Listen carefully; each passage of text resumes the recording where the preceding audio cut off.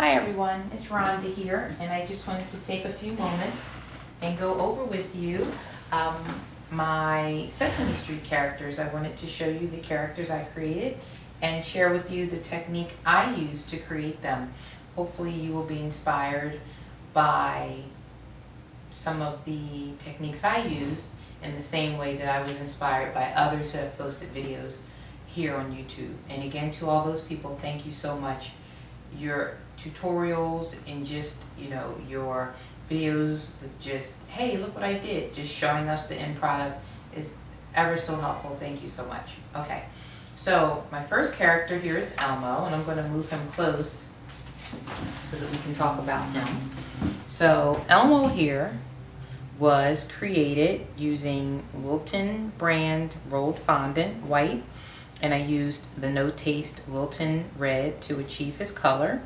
He was made a week ago because he needed to dry for the cake that is due tomorrow. I'm going to tilt him so you can see his face a little.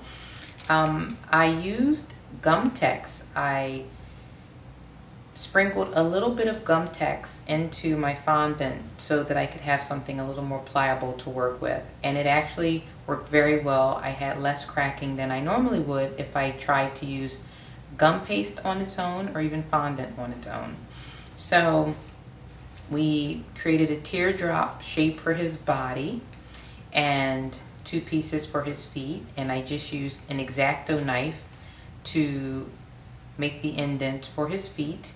And Mayen gives a good tip where she ever so lightly dips the tips of her fingers into Crisco or shortening and then smooths out the feet after she makes the indents. That's exactly what I did to achieve his rounded toes.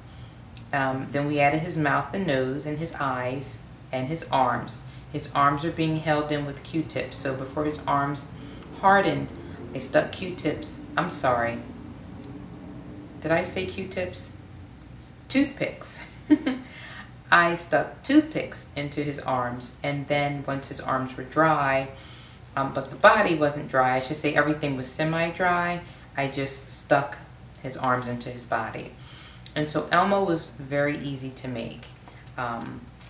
There's our Elmo, okay? Oh, and for a little bit of texture, I used, let me show you the tool I used. I'm gonna put Elmo down. And Wilton has a kit that looks something like this, and it's fondant tools. And there's one here that looks like a shell shape.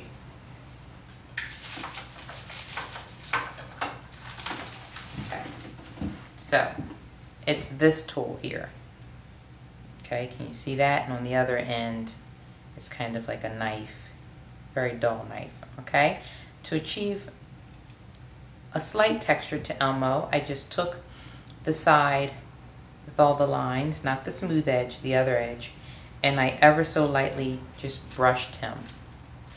I brushed his hands, his feet, his legs, his belly, his head, and that's how he got his texture.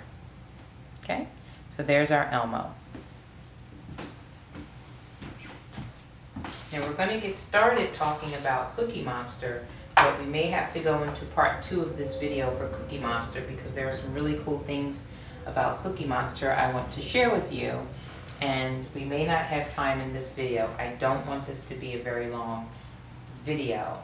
Okay, so I'm going to move our Cookie Monster here, and I'm going to show you Cookie Monster first, and then I will show you how I made his cookie jar with cookies, and his cookie jar lights up.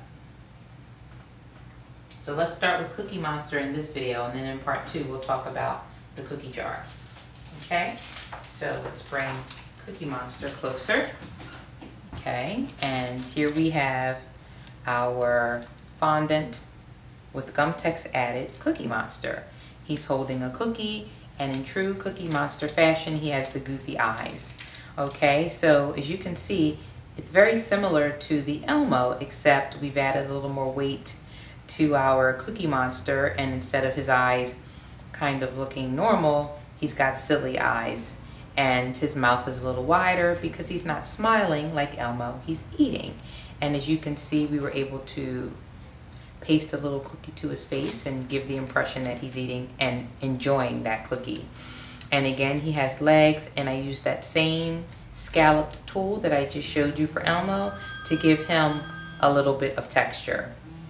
Okay, that's my timer telling me that we're into 5 minutes of this video. And like I said, I didn't want this video to be very long. So, add 2 more minutes and then we'll go to part 2. Okay, so that's it for Cookie Monster. And again, I used the X-Acto knife for his toes and his fingers.